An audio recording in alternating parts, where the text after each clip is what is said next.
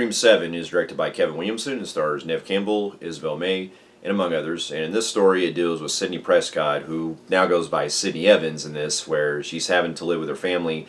And once again, a series of Ghostface killings happens, and it prompts her to pretty much find out some more things involving this killer that's after him, as it starts to take a different type of spin than what we're used to. And I'll leave it there because it deals into some major spoiler territory that has to involve with the Ghostface killer this time. It implements something that I haven't seen before, and it actually uses a pretty clever idea of the way that the killer is going out after Sydney, and also using video calls this time of a familiar face. Now, I won't spoil anything, but that's basically how it sets into gear.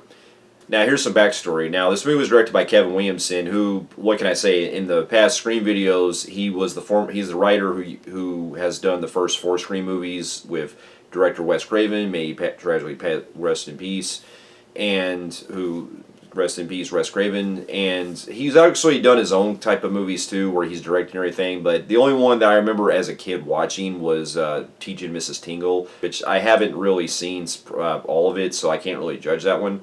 But he was also known for creating other shows too, like Dawson's Creek and everything. So I've always enjoyed Kevin Williamson's work with a lot of the stuff that he's done, including the Scream films.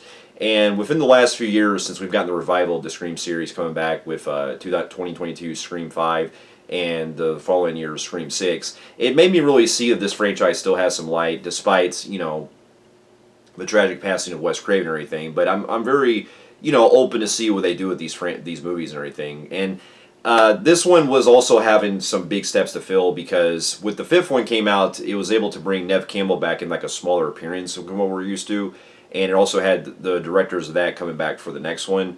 But since there was some controversy surrounding the events that took place, when the 6th one was being made, when Neve Campbell couldn't return, it was kind of really open discussion what they were going to do with the 7th one, because I'm not going to go into any of the behind-the-scenes drama, because I'm not really going to get into that. But essentially, they had to make some changes since they couldn't bring back Melissa and Jenna Ortega from the other 2 films, and they had to rework the script and having to make a new storyline involving, this time with bringing Sydney back in the front and center, which I'm all for the idea of them having to do like going the whole like Halloween 2018 route, where you got Sydney pretty much, you know, trying to look for her family and everything, and trying to go after the killer and stuff like that, of what we come to expect. But I could definitely see on the other part of me does kind of wish that we could have maybe had at least one more film with the Carpenter sisters, because despite any issues I had with 5 and 6, I still really do enjoy 5 and 6, despite their issues on certain things in the writing. And I would have really been curious to see what they would have done if they would have, you know, closed out with the 3rd film with them.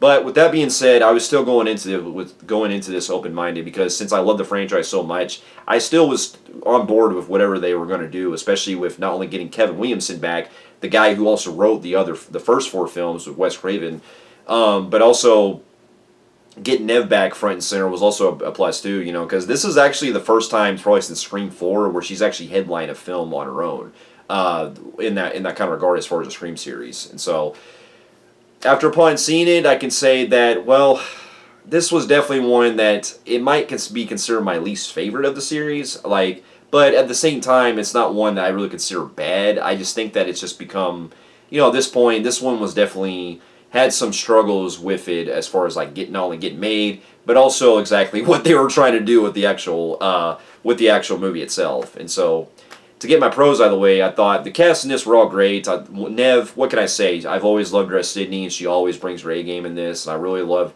her dynamic with not only with trying to be that you know, protective for her daughter and everything, and her family, but also the way that she's, you know, trying to teach her daughter, trying to survive and everything. I thought was a really good plus. And I thought Isabel May did a great job too. And I'm not really too familiar with the work, other than I know that she did the spinoff of one of the Yellowstone series and everything. I think it was 1923, I think she was in, or one of the other ones. I can't remember which show she was in, but I know she's done one of the spinoffs. But she does a great job in this, but I have really more of a comment for the writing of her character, because her character does kind of leave some things to be desired. But that's really not her fault. That's really more of the writing and direction they kind of play into it. Um, but I thought she was great. And then also the rest of the cast great too. Joel McHale I thought was a good addition to the series, and it's different with him in this one, kind of playing more of a serious type role because I'm used to him playing a lot of different comedies and stuff. So it's really different seeing him playing him keeping it a more toned down type of approach that he's going with, where he's not really doing much comedy. But I thought he was great. And then it was also great seeing Courtney Cox back as usual, coming back as Gale again, even though she actually has a little bit less screen time in this compared to the other two films, the last two films she was in, and so that's kind of to be expected at this point. But I thought she was phenomenal, and it's also great seeing the other additions they bring in, like McKenna Grace as one of the friends and everything, and then you got some of the other ones that play into it, like the return of the twins from the other two films, which. I will admit that was funny at times, especially with some of the camaraderie they have back and forth with the other characters. And so the type of meta humor they bring into this I thought was interesting, especially with how it's trying to pretty much going back as like the killer is going after specifically targeting Sydney and stuff, and not going to go into spoilers, but they kind of bring up with the whole kind of like retconning and everything, because this one doesn't exactly fully ignore Part 6, because it does acknowledge it happens.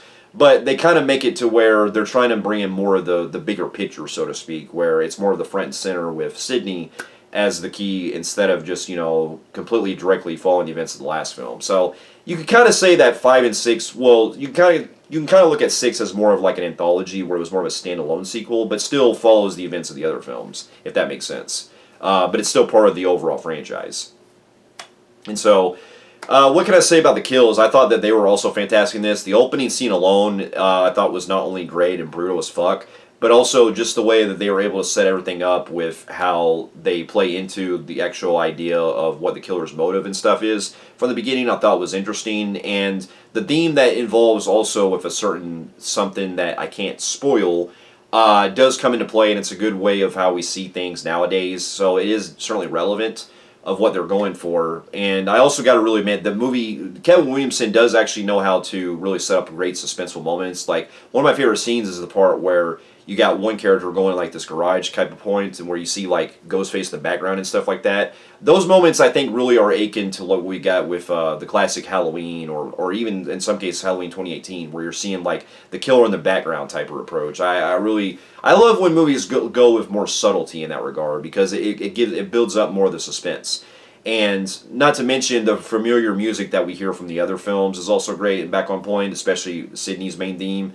And a lot of the callbacks that we also get from the other films is also top notch, especially with some of the references we get and everything. And also, really kudos to them with bringing back certain characters that, not going to spoil, but I kind of got myself already, on hearing about how they were trying to use certain characters and stuff. So like, okay, but the way they used it, I thought was clever, and so I'll leave it there.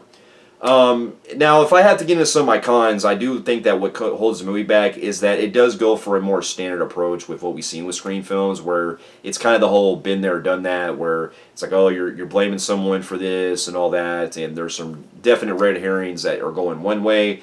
And I think what really, the problem I think holds the movie back is that there are certain things they set up in the film that I don't think are fully explored to its advantage. Like, for example, the scene that we get to take place in the very beginning is definitely relevant to what's to come, but I think that what they're probably might possibly be saving for in this opening scene, it may or may not probably be set up for possibly an 8 film, which if that's the case, I give them kudos for trying to do something different in that regard.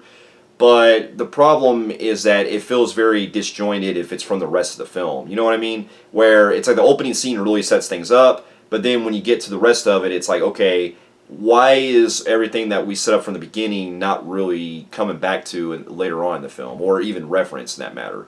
And also, there is a lot more glaring things that are left to be opened that that can kind of leave some holes in the plot. Like, for example, there's parts where the cops are investigating at the beginning when there's murders that take place and stuff. But then there's a certain thing that happens later on in the film where the cops are pretty much nowhere to be seen, and you're kind of wondering, like, okay, where is all this happening? Because there's especially there's a certain event that happens in the film where you're like, okay, I'm pretty sure officers or whatever would be responding to whatever what's going on with that. You know, that was something I did kind of question myself, and I don't know if that was just them kind of saving something for a bigger thing that was happening, or if it was, you know, trying to leave it for something more, or if it was just basically lazy writing. If it was lazy writing, then that's probably what it probably was. So I definitely get the complaint. I can definitely see that being an issue. That, and I think probably the biggest thing for me the most is that, unfortunately, the motive in this, the actual reveal, is weak compared to some of the other films. And I will admit that Scream 3 of the original trilogy is still my least favorite, but I will always give it kudos to the actual motive behind everything that was set up for it. Now, the overall film has a lot to be desired because it leaves out a lot of violence in that film that's not really as gory and stuff as effective as the other two films, along with other problems. And there's also some annoying characters in that one. And this one kind of at least fixes that in that there's, you know, characters that might not be as annoying as that. But the problem with this is that the writing, when it actually gets to who's behind the killings and stuff, it's like, you kind of scratch your like, really? That's the person we're going with? And it really feels very, like very standard and just not really something really compelling like I was really going into. Now, there is a cool idea they really set up with it behind one of the motives that's in this that I really appreciate what they were going for. But the problem is that the way it's executed, it doesn't really feel like it's earned. You know what I mean? And so I think that if they would have went to a different approach, that could have set something up to where they could have done a different spin. Or if it was me, I would have done it to where the killer is actually not revealed this time, and we set it up for part 8. I think if they would have done something like that, that really would have played into a great effect of what we could have got with the next film. Now, because to me, I feel like even the motives in 5 and 6, while they had their issues, I still felt like they still worked in the context of the story. Here, I really didn't buy it so much into this time because it really felt like it was very convenient how certain things were going on. And also, it just had a really poor explanation of what all was happening and all that. And so that's really my biggest issue with the movie, is that it does have some poor, you know, not so good writing compared to the other two films, and it does become a lot more like your standard Scream movie. But it doesn't make it bad in any means. It just feels like it's going to be one that I can still watch and I really have a good time with. It just feels like it could have been a lot better. And so, overall, with that being said, I'm going to give the movie a high average Joe on the Film Freaks meter. I would give it at least a compelling for the rest of the film with how they effectively did everything else, but the writing and the way that everything played out in the third act really dropped it down to a point for me. And so there's hoping with the next one they actually do come back with doing something, you know, better for the next time around. But this is one that I would still own in part of the collection. It's just one that I don't really consider as one of the best Scream movies. And so, for those of you who've also seen Scream 7 and also the other films, let me know in the comments of what you thought about it. And thank you so much for watching, and I'll see you in my next review. I'll see you later.